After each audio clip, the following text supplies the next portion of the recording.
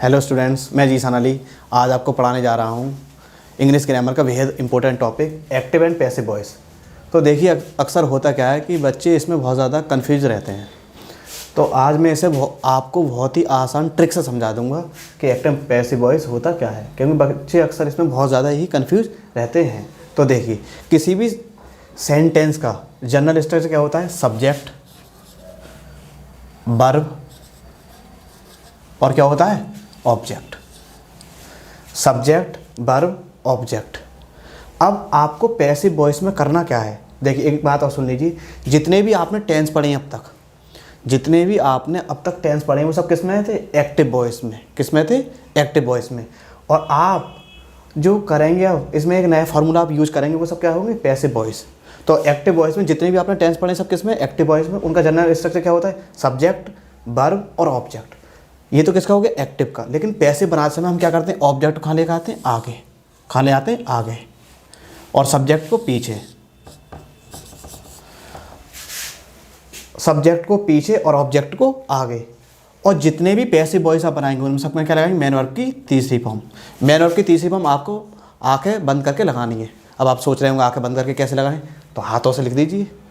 तो देखिए सब्जेक्ट को पीछे ले आएंगे और ऑब्जेक्ट को आगे ले आएंगे और मेन वर्ब की थर्ड फॉर्म। जितने भी हम पैसिव वॉइस बनाएंगे सब में कौन सी लगाएंगे? मेन वर्ब की तीसरी फॉर्म। अब देखिए होता है क्या इसमें, देखो कई चेंज करने के रूल हैं।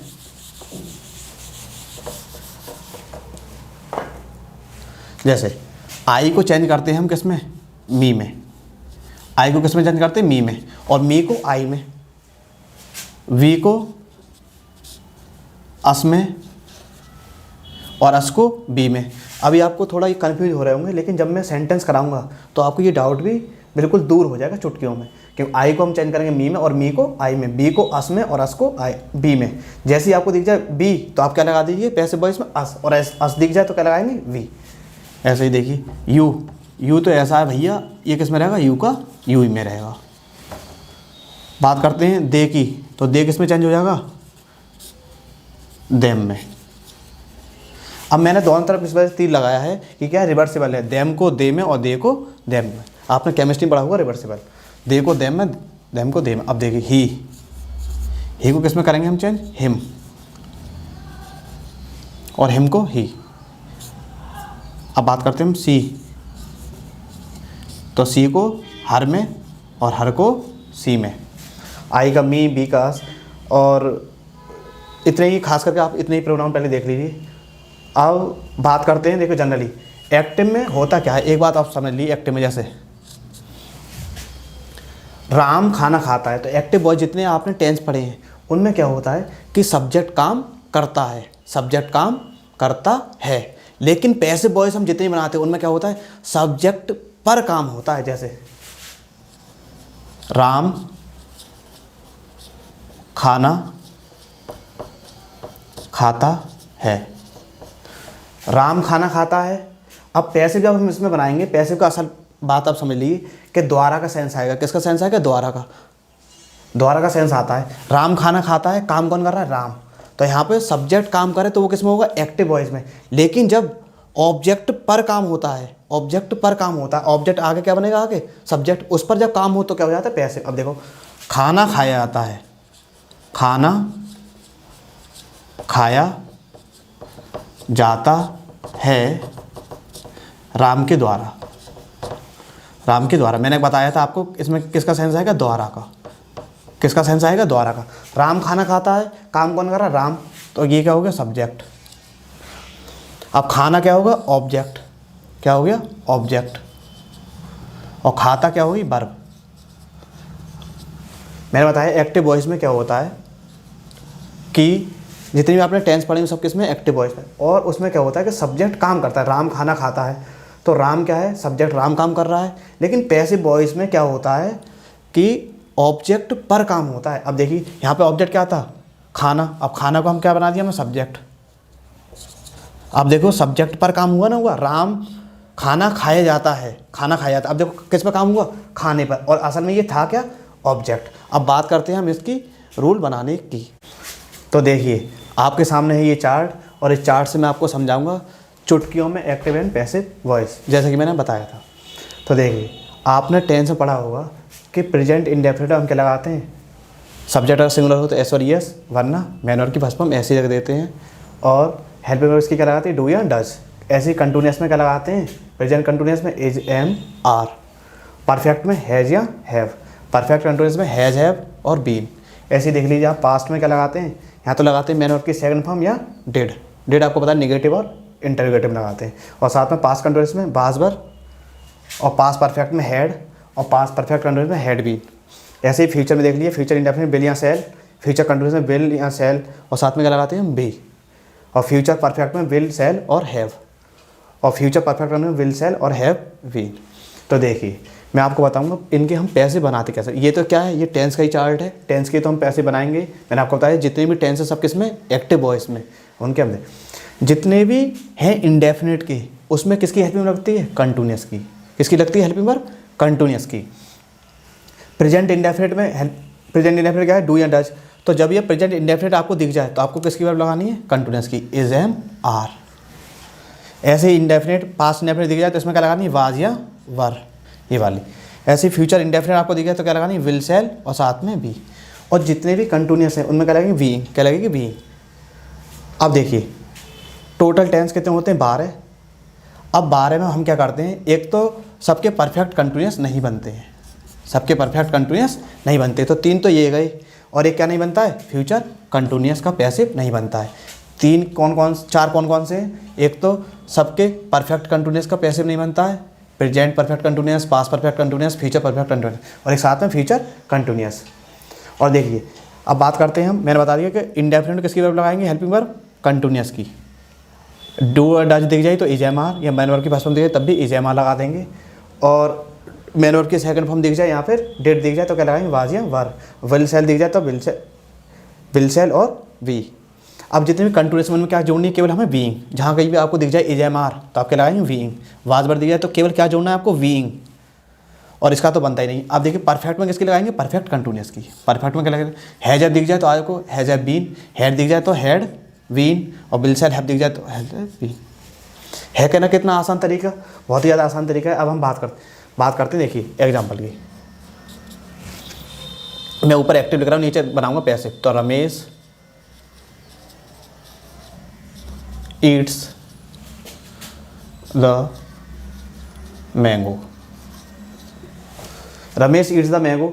अब देखिए हम टेंस पहचान लेंगे, एस और एस किस में लगता है, प्रेजेंट इंडेफिनिट में। किस में लगता है, प्रेजेंट इंडेफिनिट में, क्योंकि सब्जेक्ट है सिंगुलर तो हम वर्ब में एस और एस लगाते हैं। रमेश क्या है, सब्जेक्ट, ईट्स क्या है, मैन वर्ब, और द मैंगो क्या है, ऑब्जेक्ट। और मैंने बताया था आपको कि जितने भी पैसिव हैं आपको क्या करना है, ऑब्जेक्ट को आगे लेके आना है। तो ऑब्जेक्ट को आगे ले आइए, द मैंगो। अब ये उसमें तो था क्या, ऑब्जेक्ट एक्टिव वॉइस में, लेकिन पैसिव वॉइस में ये कैसे काम करेगा, एज अ सब्जेक्ट काम करेगा। आगे ले आए। अब देख लीजिए आप, मैंने क्या बताया, इंडेफिनिट किसकी वर्ब लगानी है, कंटिन्यूअस की। और मैंगो क्या है, एक है, और इसमें वैसे लगेगी क्या, इज, एम, आर। तो क्या है, मैंगो एक है तो क्या लगाएंगे, इज। और मैंने आपको बताया था जितने भी हैं पैसिव हम बनाएंगे उनमें आके बंद करके हम क्या लगाएंगे, मैन वर्ब की थर्ड फॉर्म। तो मैन वर्ब क्या है, ईट, तो इसकी थर्ड फॉर्म क्या है, ईटन। और साथ में क्या लगाते हैं, एक शब्द मैंने आपको बताना भूल गया, क्या लगाते हैं साथ में, बाई। क्या लगाते हैं, बाई। बाई, बाई द्वारा का ही सेंस देता है। किसका सेंस देता है, द्वारा। बाई रमेश।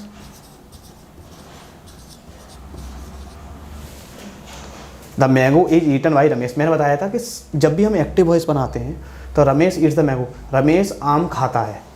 तो इसमें काम कौन कर रहा है, रमेश। लेकिन पैसिव वॉइस में जो सब्जेक्ट बनता है आगे आके, जो सब्जेक्ट बनता है आगे, इसमें सब्जेक्ट क्या है, पैसिव वॉइस में, द मैंगो। जब सब्जेक्ट बनता है जो आगे आके पैसिव वॉइस में, उस पर काम होता है। तो आम खाया जाता है, तो आम पे तो काम हो रहा है, आम को ही आप खाओगे, तो आम खाया जाता है रमेश द्वारा। आम खाया जाता है रमेश के द्वारा।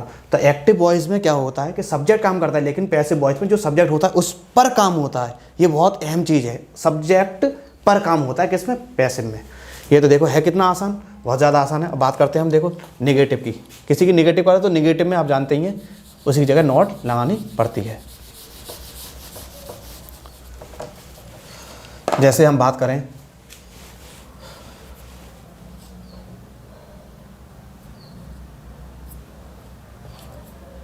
चलो बात कर लेते हैं इसी में, he is doing, he is doing his work,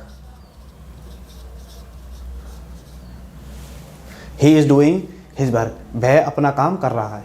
ही क्या है? सब्जेक्ट, इज क्या है? हेल्पिंग वर्ब, डूइंग क्या है? मेन वर्ब, और हिज वर्क क्या है? ऑब्जेक्ट। तो मैंने बताया जितनी पैसे में आप क्या लाएंगे ऑब्जेक्ट को आगे, तो ऑब्जेक्ट क्या है? हिज वर्क, हिज वर्क को हम ले आए आगे। और इज और वर्ब में लगी आईएनजी, ये क्या है? कंटिन्यूस। और मैंने बताया कंटिन्यूस का जैसे हम पैसे बनाते हैं क्या लगाते हैं? केवल बीइंग, क्या लगाते हैं? केवल बीइंग। और हिज वर्क क्या है? सिंगुलर में काउंट होगा तो क्या लगाएंगे? इज, क्योंकि अब सब्जेक्ट ये बनेगा तो इसके हिसाब से ही हमें हेल्पिंग वर्ब लगानी पड़ेगी। तो इज और क्या लगाना पड़ेगा? बीइंग, केवल क्या जोड़ना पड़ेगा? बीइंग, कि ये किसका है? कंटिन्यूस का, बीइंग। अब मैन वर्ब की थर्ड फॉर्म लगानी पड़ेगी, डू की थर्ड फॉर्म क्या होता है? डन और बाई। और मैंने बताया था आपको ही का उल्टा क्या होता है? हिम, ही का उल्टा क्या होता है? हिम, मतलब ऑब्जेक्टिव केस। अब आप सोचेंगे कि ये कैसे लगाया, तो देखिए ही तो होता है सब्जेक्ट, लेकिन भाई यहाँ पे हेल्पिंग वर्ब आ गई, मेन वर्ब आ गई, तो मेन वर्ब के बाद कभी नॉमिनेटिव केस लग सकता है, सब्जेक्ट को ही कहते हैं नॉमिनेटिव केस। तो बताए सब्जेक्ट कभी लग सकता है हेल्पिंग वर्ब के बाद? नहीं, तो हमें ही का ऑब्जेक्ट बनाना पड़ा हिम। ये तो हो गया, देखिए कितना आसान है ना, बहुत ही ज़्यादा आसान। अब बात करते हैं परफेक्ट, किसी का भी आप उठा लीजिए, देखिए जैसे। अब देखिए मैं एक एग्जांपल और लिखता हूँ, first time interview, have I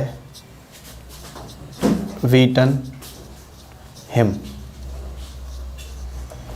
have I beaten him. अब ये क्या है? First type interrogative. जैसे मैं बता चुका हूँ फर्स्ट टाइप इंटरगेटिव में क्या लगानी पड़ती है? आपको हेल्पिंग वर्ब आगे लगानी पड़ती है। अब देखिए हैव किस में? प्रेजेंट परफेक्ट में, तो क्या लगानी पड़ेगी आपको? हैज, हैव, और साथ में क्या लगानी पड़ेगी? बीइंग। अब देखिए ये तो हो गया have helping verb, I subject, beaten main verb, और हिम ऑब्जेक्ट। अब देखिए हम हिम का उल्टा ले आएंगे आगे, ही, क्या लगाएंगे? ही। और इसके साथ अब ये नहीं कि आप ऊपर आपको हैव दिख गई तो आप हैव ही लगा दें, क्या लगाएंगे? हैज, क्योंकि ही क्या है? ही क्या है? एक वचन है, सिंगुलर सब्जेक्ट है। अब देखिए हिम का उल्टा ही इस वजह से लगाना पड़ा हमको, क्योंकि हिम तो क्या है? ऑब्जेक्ट काम करेगा, लेकिन सबसे पहले हमें क्या लगाना पड़ता है? Subject, subject. इस वजह से हमको हिम का उल्टा क्या करना पड़ा? ही। कि हिम को तो हम डायरेक्ट सबसे पहले रख नहीं सकते, ये क्या है? ऑब्जेक्टिव केस, और ऑब्जेक्ट कभी आगे आ सकता है? नहीं, किसी भी कीमत पर नहीं आ सकता। तो हैज़ ही, अब क्या लगाना पड़ेगा? देखिए आप परफेक्ट है तो क्या लगाना? Been, has he been beaten, why, और साथ में क्या जोड़ते हैं? वर्ब के बाद बाई, वाई, और आई का उल्टा मी। अब आप सोच रहे हैं आई क्यों नहीं आया? तो आई इस वजह से नहीं आया कि आई यहाँ पर किसका काम कर रहा है? सब्जेक्ट का, और सब्जेक्ट तो हेल्पिंग वर्ब मेन वर्ब के बाद कभी सब्जेक्ट आ सकता है? नहीं आ सकता। इस वजह से आई का ऑब्जेक्टिव केस क्या होता है? मी। अब देख लीजिए बहुत ज़्यादा आसान है। अब एक एग्जाम्पल और आप देख लीजिए, सेकंड टाइप इंटरगेटिव का।